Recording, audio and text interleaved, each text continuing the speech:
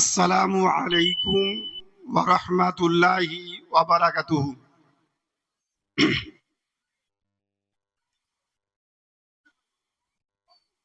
মাননীয় সভা সঞ্চালক, মঞ্চে উপবিষ্ট নক্ষত্র সাদৃশ্য উলামায়ে আহলে সুন্নাত ওয়া জামাআত, শ্রদ্ধেয় আগত মুসলিম সমাজ, শ্রদ্ধানশীলা পর্দানাসীন মাতা ও ভগ্নীগণ, আজ এখানে অনুষ্ঠিত হতে চলেছে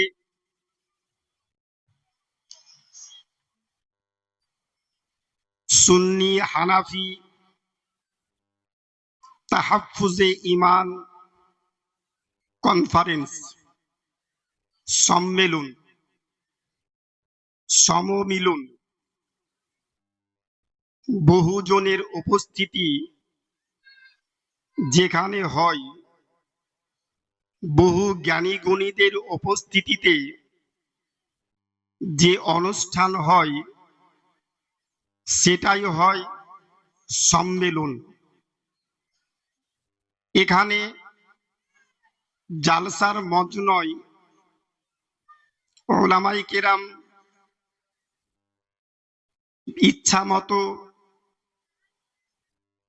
যার যেমন মন চাইবে সে তেমন বক্তব্য রাখবে,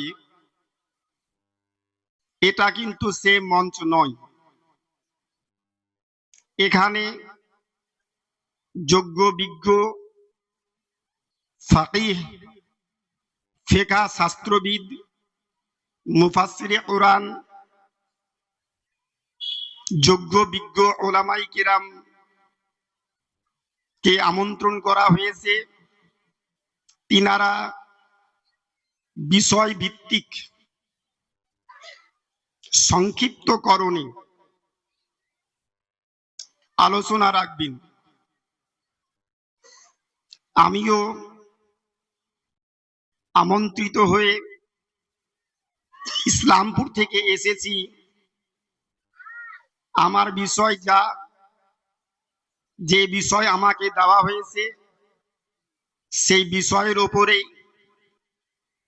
আমি খুব স্বল্প সময়ের জন্য টু দি পয়েন্ট কয়েকটি কথা বলেই আমার সংক্ষিপ্ত বক্তব্যের সমাপ্তি ঘটাবো ইনশাআল্লাহ। সবার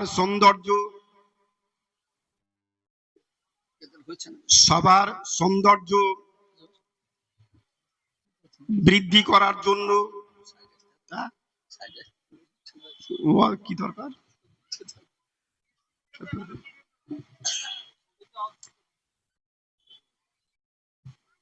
সবার সৌন্দর্য বৃদ্ধি করার জন্য আজ হতে বিগত 1400 বৎসর পূর্বে বিশ্বের শান্তির দূত, সাম্যের প্রতীক, বিশ্ব মানবতার সর্ব উচ্চাসীন সর্বোচ্চ সম্মানের অধিকারী নবী পাক পবিত্র জুবানে মদিনার মাটিতে ঘোষণা করেছেন, জাজ্জিনু মাজালিসাকুম বিসসালাতি আলাইয়া, তোমরা তোমাদের মজলিসকে সাজাও আমার প্রতি দরুদ শরীফ পড়ে।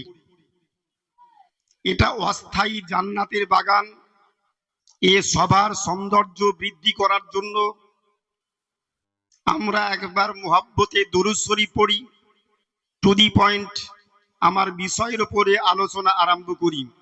আল্লাহুম্মা সাল্লি আলা সাইয়্যিদিনা মাওলানা মুহাম্মাদ ওয়া আলা আলি সাইয়্যিদিনা মাওলানা মুহাম্মাদ সাল্লি আলা মুহাম্মাদ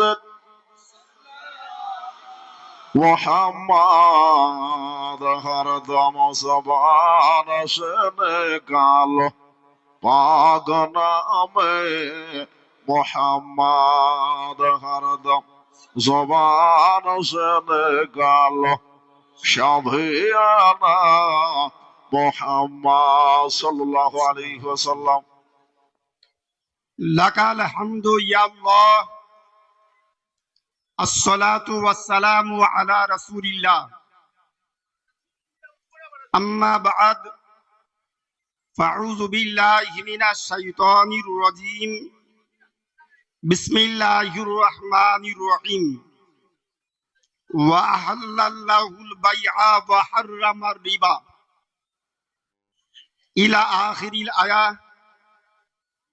ثم قال الله تعالى في شان حبيبه الكريم: إن الله وملائكته يصلون على النبي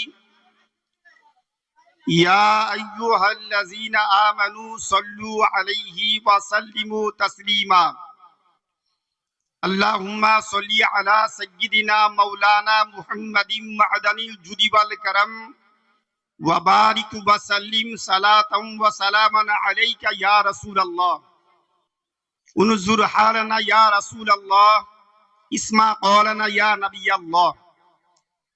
সমস্ত প্রশংসা মহান আল্লাহু রব্বুল আলামিনের নিমিত্তে, যিনি এক অদ্বিতীয়, ওয়াহদাহু লা শারীকা লাহ, মহান স্রষ্টার চরম পরম প্রশংসা করত।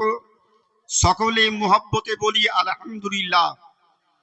অতঃপর বিশ্বের শান্তির দূত, সাম্যবাদ ধর্মের প্রতিষ্ঠাতা, গণতান্ত্রিক ধর্মের প্রবর্তক, বিশ্বগুরু, জগৎগুরু, মানব জাতির কল্যাণকারক, রহমতের ভান্ডার, বদরিসের সংবাদ বাহক, বিশ্ব নবী, হায়াতুন নবী, জিন্দা নবী, নবী মুহাম্মদুর রাসূলুল্লাহ সাল্লাল্লাহু তাআলা আলাইহি ওয়াসাল্লামের উপরে শত কোটি দরুদ ও সালাম বর্ষিত হোক।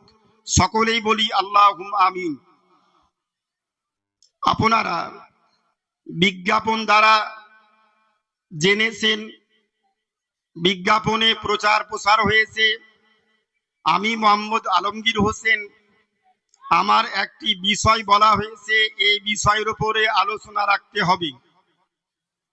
পবিত্র কোরআন শরীফ 30 পারা 114টি সূরা দিয়ে গাথা, 3,23,740টি অক্ষরে ভরা কোরআন, নির্ভুল নির্ভেজাল কোরআন। পবিত্র কোরআন শরীফ 3য় পারা সূরা আল বাকারা আয়াত নাম্বার 275। আল্লাহু রব্বুল আলামিন মানব জাতিকে উদ্দেশ্য করে, সৃষ্টি জগৎকে উদ্দেশ্য করে ঘোষণা দিলেন, ওয়াহাল্লাল্লাহুল বাই'a ওয়া হাররামার রিবা। ওই মহান আল্লাহ, যিনি বৈধ করেছেন, হালাল করেছেন ব্যবসাকে, আর হারাম করেছেন সুদকে। ব্যবসাকে হালাল করেছেন আর সুদকে হারাম করেছেন। ব্যবসা করা সাইয়্যিদুনা আদম পয়গম্বর আলাইহিস সালাম থেকে আরম্ভ করে আমাদের নবী, শ্রেষ্ঠ পয়গম্বর নবী পাক পর্যন্ত যত নবীগণ পৃথিবীর মাটিতে এসেছেন, কম বেশি প্রায় নবীগণ চলার পথে তিনারা বিভিন্ন ব্যবসার সঙ্গে যুক্ত থেকেছেন। বিভিন্ন নবীগণ বিভিন্ন ব্যবসার সঙ্গে যুক্ত থেকেছেন। নবী পাকদের পর সাইয়্যিদুনা আবু বকর সিদ্দিক রাদিয়াল্লাহু তাআলা আনহু, ওমর ফারুক রাদিয়াল্লাহু তাআলা আনহু, সাইয়্যিদুনা ওসমান গানী রাদিয়াল্লাহু তাআলা আনহু, সাইয়্যিদুনা হযরতে আলিউল মুরতাদা রাদিয়াল্লাহু তাআলা আনহুম, ইনারা সকলেই বিভিন্ন ব্যবসার সঙ্গে যুক্ত থেকেছেন। আল্লাহ পাক ব্যবসাকে হালাল করেছেন। মানুষের জন্য সর্বোত্তম কাজ ব্যবসা করা। ইসলামে তিনটি জিনিস নিকৃষ্ট হালাল। হালাল আবগাজুল হালাল, নিকৃষ্ট হালাল। এক নাম্বার হচ্ছে তালাক দেওয়া, বউকে স্ত্রীকে কারণে অকারণে তালাক দেওয়া, এটা হচ্ছে হালাল কিন্তু নিকৃষ্ট হালাল।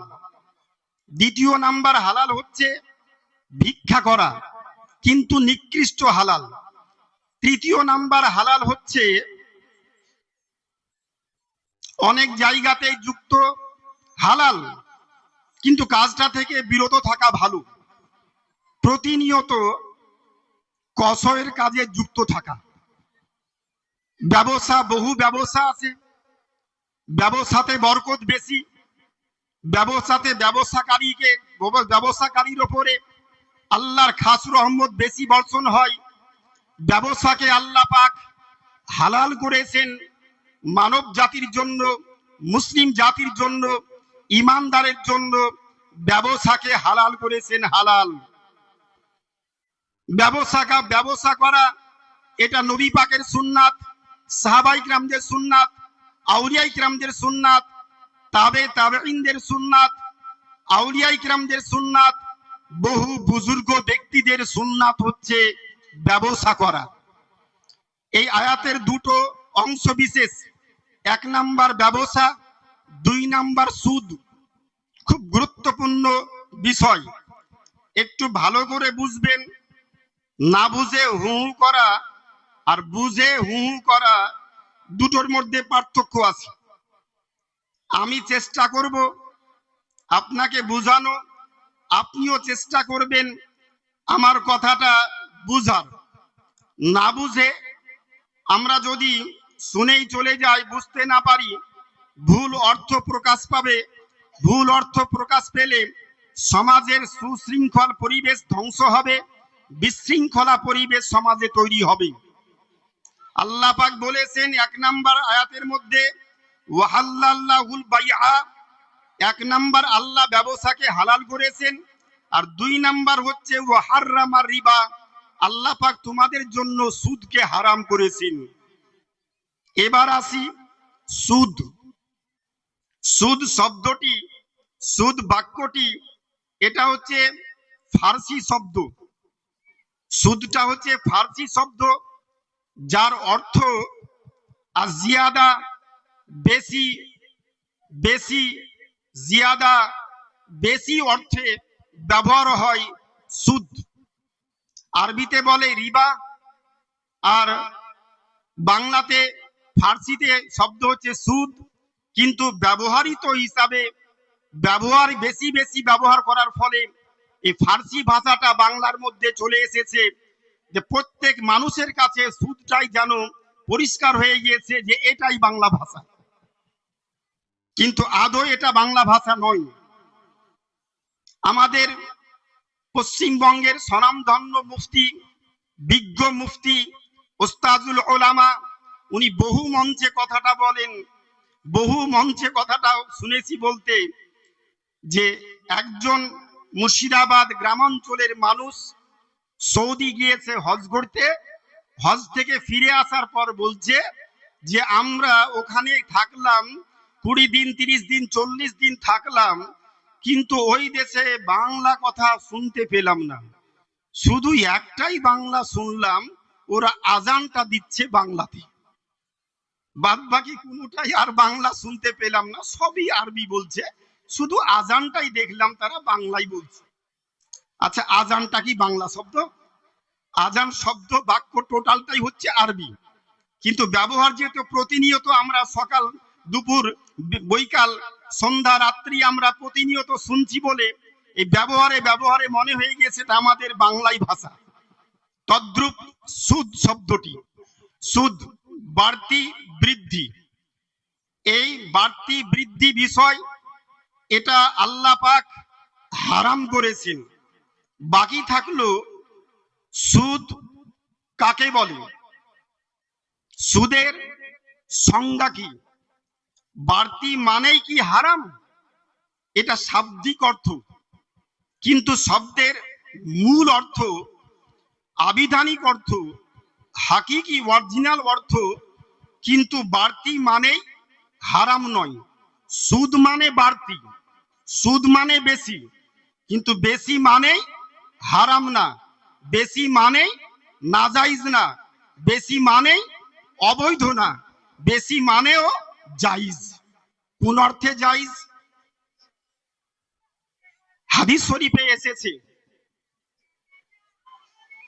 মিশকাত শরীফ 244 পৃষ্ঠার মধ্যে দেখলাম নবী পাক এই সুদ প্রসঙ্গে বলতে গিয়ে মানুষকে সতর্কীকরণ হিসাবে সাবধানতা অবলম্বন করার জন্য নবী পাক বললেন, কিয়ামতের দিবসে তোমরা দেখবে সুদ ভক্ষণকারী ব্যক্তিকে কিয়ামতের দিনে উঠানো হবে। তারা যখন কিয়ামতের তাদেরকে উঠানো হবে, তাদেরকে দেখে অন্যান্য জন বুঝে নিবে এই ব্যক্তি ছিল সুদখোর। ইয়া রাসূলুল্লাহ, ইয়া হাবিবাল্লাহ, তাদেরকে কেমন করে মানুষ চিনবে? নবী আমার বললেন, জলাতঙ্ক রোগ হলে, কুকুরে কামড়ানোর পর বিষক্রিয়া ঘটলে রোগী যেমন করে পাগলের মতো যত্রতত্র এদিক ওদিক ঘুরে বেড়াই, সুদখোর ব্যক্তিকে কিয়ামতের দিনে ওই পাগলের মতো করে, জলাতঙ্ক রোগের পাগলের মতো করে আল্লাহ পাক কিয়ামতের দিনে উঠাবে। এই দৃশ্য দেখার পরে অন্যান্য যে মানুষ দেখবে এই ব্যক্তি সুদখোর। সুদ ইসলামে শক্ত হারাম ছিল, শক্ত হারাম আছে, কিয়ামত পর্যন্ত শক্ত হারাম থাকবে। সুদকে হালাল বলার কোনো আলিমের ক্ষমতা নাই, কোনো মুফতির ক্ষমতা নাই, কোনো মুহাদ্দিসের ক্ষমতা নাই। সুদ হারাম ছিল, সুদ হারাম আছে, কিয়ামত পর্যন্ত সুদ হারাম থাকবে। সুদ কোনোদিনই বৈধ নয়, সুদ কোনোদিনই বৈধ নয়। নবী পাক বলেছেন, বহু গুনার মধ্য হতে সর্বনিকৃষ্ট গুনাহ কাবা শরীফের পাদদেশে গিয়ে আপন মায়ের সঙ্গে অবৈধ কর্মে যুক্ত থাকা যত নিকৃষ্ট হারাম, সুদ খাওয়া ব্যক্তির তদ্রূপ তেমন হারাম কাজের সঙ্গে যুক্ত হবে যদি কোনো ব্যক্তি সুদ খায়। সুদ প্রসঙ্গে এবার আল্লাহ পাক পবিত্র কোরআন পাকে বললেন যে তোমাদের জন্য ব্যবসাকে হালাল করেছি আর সুদকে হারাম করেছি। আচ্ছা, সুদ টাইপের কি, সুদের সংজ্ঞা কি, সুদ হওয়ার জন্য শর্তাবলী কি?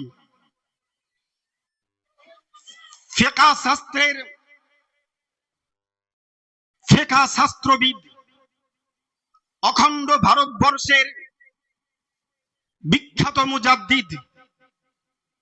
মুজাদ্দিদে আজম হুজুর আলা হযরত আজিমুল বারকাত ইমামে আহমদ রাদা ফাজিলে বাজাবি রহমাতুল্লাহ আলাইহি নতুন এডিশন ফতোয়ায়ে রাজাবিয়ার 14 খণ্ডের মধ্যে 312-13 পৃষ্ঠার মধ্যে দেখলাম সুদ প্রসঙ্গে একটা বিষয়, একটা ফতোয়া মসলা উনি নিয়ে এসেছেন।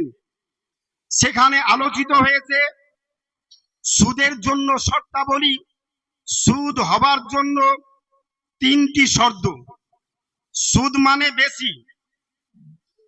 মানে বেশি জিয়াদা, 1 টাকার পরিবর্তে 1.5 টাকা নেওয়া, 1 টাকার পরিবর্তে 2 টাকা নেওয়া, 1 টাকার পরিবর্তে 1 টাকা নেওয়া, সুদ না, সমান সুদ না। 1 টাকার পরিবর্তে 1 টাকা দিলাম, 1 টাকা 25 পয়সা নিলাম, এই বাড়তি এটা হচ্ছে সুদ। কথা বুঝতে পারছেন? বাড়তিটা হচ্ছে সুদ। সুদের জন্য শর্তাবলী তিনখানা, আমি সংক্ষিপ্তকরণে বলি। 1 নাম্বার শর্ত, সুদ প্রযোজ্য হওয়ার জন্য 1 নাম্বার শর্ত হচ্ছে সুদ গ্রহীতা আর সুদ দাতা, যে সুদ দিচ্ছে আর যে সুদ গ্রহণ করছে, বাড়তি দিচ্ছে মূল আর নিচ্ছে বাড়তি। সুদ দাতা গ্রহীতা, সুদের কোন জায়গাতে আলোচনা হলো, সুদ প্রসঙ্গে লিখনি হলো, ওই লিখনিতে যে যে ব্যক্তি সাক্ষী থাকলো, যে সুদখোর গুনাহ কাবিরা করলো, যারা যারা সাক্ষী থাকলো, এই সাক্ষী সুদের কারবারে যুক্ত থাকা ব্যক্তির সাক্ষী থাকার জন্য সেও হারাম কাজ করলো। উভয় হচ্ছে আপনার গুনহগার। সুদ যে খাচ্ছে সেও গুনহার কাজ করছে, আর যে সাক্ষী থাকছে সেও সুদ আপনার সুদের সঙ্গে সেও হারাম কাজ করছে। সুদের শর্তাবলীর মধ্যে 3টি শর্ত, খুব মনোযোগ।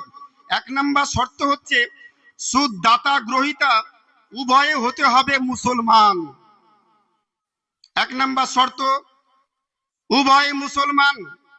টাকার পরিবর্তে টাকা, ধানের পরিবর্তে ধান, গমের পরিবর্তে গম, খেজুরের পরিবর্তে খেজুর, লবণের পরিবর্তে লবণ, চিনির পরিবর্তে চিনি। এই বস্তু এক বস্তুর মধ্যে যদি কম বেশি হয়, এটাই হচ্ছে সুদ। কথা বুঝছেন? বস্তু এক। বস্তু 1 নাম্বার শর্ত কি? উভয়ে মুসলিম হওয়া। উভয়ে মুসলিম হওয়া। কেন? হেদায়ে আখেরাইন, হেদায়া শরীফ 3য় খণ্ড 286 পৃষ্ঠার মধ্যে বর্ণিত হয়েছে, হাদিস শরীফ উল্লেখ করা হয়েছে, লা রিবা বাইনাল মুসলিমে ওয়াল হারবে। মুসলিম আর নন মুসলিম, হারবি, কর দিয়ে ট্যাক্স দিয়ে কোন কাফির কোন দেশে বসবাস করেছে, এইরূপ হারবি মুসলিম নন মুসলিম উভয়ের মধ্যে নবী পাক বলেছেন, যদি বাড়তি নাই বস্তু এক, সুদ হবে না, সুদ হবে না, সুদ হবে না। তাহলে সুদের জন্য 1 নাম্বার শর্ত উভয়ে মুসলিম হওয়া। 2 নাম্বার শর্ত বস্তু এক হওয়া। গমের পরিবর্তে গম বেশি নেওয়া, ধানের পরিবর্তে ধান বেশি নেওয়া। বস্তু এক বস্তুর মধ্যে কম বেশি।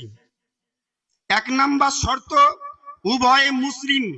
2য় নাম্বার শর্ত বস্তু এক। 3য় নাম্বার শর্ত মালিক এক, যার কাছ থেকে নিব তাকেই বাড়তি দেওয়া। যার কাছ থেকে নিলাম 500 টাকা নিলাম, তাকে আমি ফেরত দিচ্ছি 520 টাকা, বাড়তি হলো। ব্যক্তি এক, বস্তু এক, উভয়ে মুসলিম। এই 3টি শর্ত যদি কোনো আলোচনা কোনো চুক্তির মধ্যে পাওয়া যায়, তবেই হবে সেটা সুদ। আর সেই সুদটা হচ্ছে মুসলিম জাতির জন্য হারাম ছিল, আজও হারাম আছে, কিয়ামত পর্যন্ত হারাম থাকবে। কথা বুঝতে পারলেন? এবার আসি, বস্তু এক বস্তুর মধ্যে কম বেশি। কেমন? আমি ভারতীয় নাগরিক, আমি সৌদি হজ করতে গিয়েছি, 250 টাকা দিলাম, 10 টাকা পেলাম। সৌদির নাগরিক আমাকে 10 টাকা দিল, আমি তাকে টাকা বস্তু তো এক, ওটা কাগজের টাকা, এটাও কাগজের টাকা, 10 টাকা দিল, আমার কাছ থেকে নিচ্ছে 250 টাকা, সুদ হবে? আমি ভারতীয় নাগরিক, বাংলাদেশ আর ইন্ডিয়া 86 টাকা ইন্ডিয়ান টাকা, বাংলাদেশের 100 টাকা, 86 টাকা দিলাম, 100 টাকা নিলাম, টাকার পরিবর্তে টাকা বেশি পেলাম, সুদ হবে? টাকার পরিবর্তে টাকা বেশি পেলাম, বস্তু এক, একই বস্তুর মধ্যে কম বেশি, কিন্তু বাড়তি হওয়া সত্ত্বেও এখানে সুদ হবে না। কেন সুদ হবে না? যেই রাষ্ট্রে বসবাস করি সেই রাষ্ট্রের মুদ্রা, প্রচলিত মুদ্রা, ওই মুদ্রার মধ্যে এক বস্তুর মধ্যে যদি কম বেশি হয় তবেই সেটা সুদ হবে। কিন্তু একটা বিষয়ের উপরে লক্ষ্য রেখে হবে না।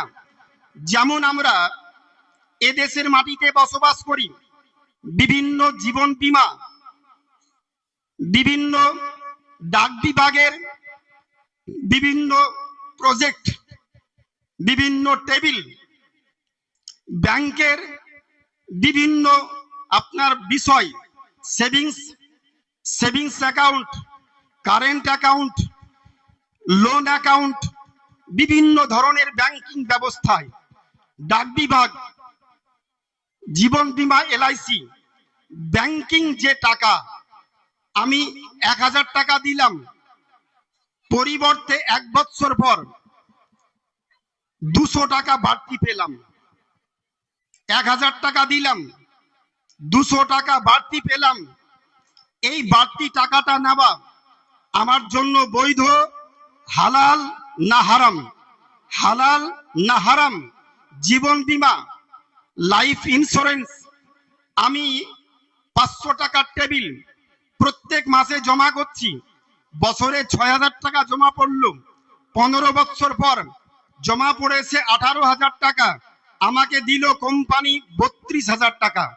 টাকা দিয়েছি 18, পেলাম 32, 18 থেকে 32, 18 থেকে 32, 14,000 টাকা বাড়তি পেলাম। এই বাড়তি টাকাটা আমার জন্য সুদ হবে না হবে না?